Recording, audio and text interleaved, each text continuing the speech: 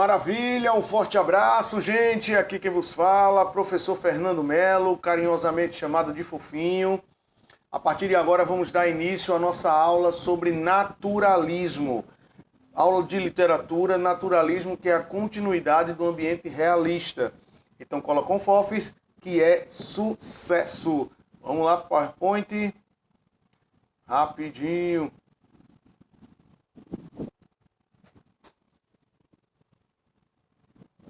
Meus amados, minhas amadas, observem que quando falo em naturalismo, eu vou falar de um agravo, e esse agravo pertence ao realismo. O realismo ele apresentou a realidade, inclusive uma realidade de conotação social para a sociedade, porém tratou de temas voltados a principalmente uma burguesia. Mas conflito de classes, marginalização da sociedade, pobres e ricos, verticalidade e horizontalidade, tudo isso nós vamos ver no naturalismo, que é o agravo das questões realistas. O naturalismo ele também começa em 1881, com a publicação de O Mulato, de Aloísio Azevedo, dando início ao ambiente naturalista no Brasil. O Mulato, na verdade, conta a história de Raimundo, que passou por diversas situações, foi filho bastardo, filho de um homem branco com uma escrava, a escrava terminou sofrendo em decorrência do seu nascimento, e ele termina de forma trágica, o naturalismo mostrando a realidade da sociedade, mas sem nenhum tipo de pudor. Mas, sem sombra de dúvida, o grande ícone do naturalismo no Brasil começou a partir de 1890, com esse livro que vocês estão vendo aí, O Cortiço, do escritor Aloísio Azevedo. Esse é o grande marco, é o livro a ser respeitado, o livro que cai constantemente nos vestibulares e também já fora solicitado no Enem. Aqui uma das capas do Cortiço de Aloísio Azevedo, que vai trazer todas as vertentes praticamente do naturalismo atreladas a essa obra. Alguns tópicos que a gente vai ver durante a aula, a biografia da vida do escritor Aloísio Azevedo, que é o nome do naturalismo. Enquanto no realismo Machado de Assis fez muito sucesso, no naturalismo quem fez foi Aloísio Azevedo. Vamos ver também o resumo da obra, né? O resumo do enredo e a estrutura toda do Cortiço. Aqui nós temos algumas características diante da breve biografia de Aloísio Azevedo. Nasceu em São Luís do Maranhão em 1857, ano esse que um escritor chamado José de Alencar escreveu Guarani, e faleceu na Argentina em 1913. Estudou na Academia Imperial de Belas Artes, no Rio de Janeiro. Foi jornalista e também foi diplomata. Inaugurou o naturalismo no Brasil, crítico impiedoso da sociedade brasileira e de suas instituições, muito hipócritas, era o termo utilizado inclusive por Aloísio Azevedo para classificar as instituições. Seus temas prediletos foram o anticlericarismo, que é a crítica à igreja e ao clero, né, especificamente, a luta contra o preconceito de cor, o adultério, os vícios e o povo humilde, e o conflito entre pobres e ricos ou ricos e pobres. O naturalismo é uma espécie de vertente do realismo e assume princípios básicos. Predomínio da objetividade na observação da realidade, nua e crua, sem delongas, sem eufemismos, sem pormenorizar ou amenizar a situação. Visão cientificista. Dentro dessa visão cientificista, eu quero que vocês gravem isso, façam anotações aí no mapa mental, tá? Dentro dessa visão cientificista, observem que o positivismo, tudo para existir, precisa de uma explicação racional e científica. A comprovação através da ciência.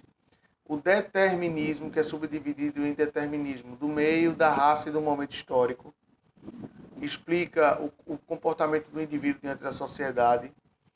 E também a questão do darwinismo, que é o processo da seleção natural socialmente falando, o darwinismo social, que a gente também vai ver dentro dessa visão naturalista. Abordagem de patologias sociais ou doenças que acometem a sociedade. Nós vamos ver o agravo disso. A gente já viu essas situações dentro do realismo, mas a gente vai ver o agravo dessa situação do naturalismo. O foco narrativo do Cortiço é um foco narrativo cujo narrador é onisciente, ou seja, ele sabe tudo o que acontece na mentalidade dos personagens e a escrita é feita em terceira pessoa. Vou dar um exemplo para vocês aqui, trecho tirado da obra O Cortiço. Sempre em mangas de camisa, sem domingo nem dia santo, não perdendo nunca a ocasião de assenhorear-se do alheio, deixando de pagar todas as vezes que podia e nunca deixando de receber, enganando os fregueses, roubando nos pesos e nas medidas, comprando por 10 réis de mel coado que os escravos furtavam da casa dos seus senhores, apertando cada vez mais as próprias despesas, empilhando privações sobre privações, trabalhando de mais a amiga como uma junta de bois. Contemplava de longe com um resignado olhar de cobiça.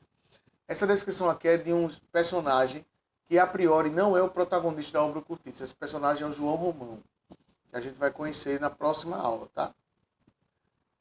E aí temos o resumo do enredo, foco narrativo, como disse para vocês, terceira pessoa. E qual é a história do Curtiço? O personagem principal da obra. Durante 2 anos o Curtiço prosperou de dia para dia, ganhando força, socando-se de gente. Eram 5 horas da manhã e o Curtiço acordava, abrindo não os olhos, mas a sua infinidade de portas e janelas alinhadas. Nós temos uma novidade aqui no Curtiço. Qual é essa novidade?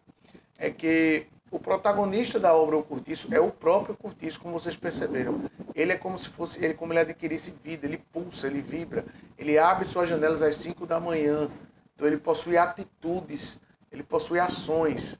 Então o narrador classifica o próprio Curtiço como protagonista da obra, certo? João Romão era português, trabalhava em uma vendinha. Ele vem de Portugal, chega no Brasil, no bairro do Botafogo especificamente, tá, gente? No Rio de Janeiro. E aí vai trabalhar como ajudante em uma vendinha. E o dono, que era português, ele quer voltar para Portugal. E aí ele faz um acordo para pagar através dos salários que estavam em atraso do João Romão. E aí ele faz um acordo para que João Romão fique com a venda. E aí fica elas por elas. E aqui nós paramos a nossa aula, tá? Na próxima semana a gente dá continuidade, vão estudando o naturalismo, vão estudando o realismo, tá bom? Beijo, galera. Deixa eu voltar aqui para a câmera. Mas de antemão, Deus abençoe a todos. Lembre-se que no fim das coisas é melhor do que o seu início e no final vai dar tudo certo. Beleza, gente? Beijo. Tchau, tchau, galera.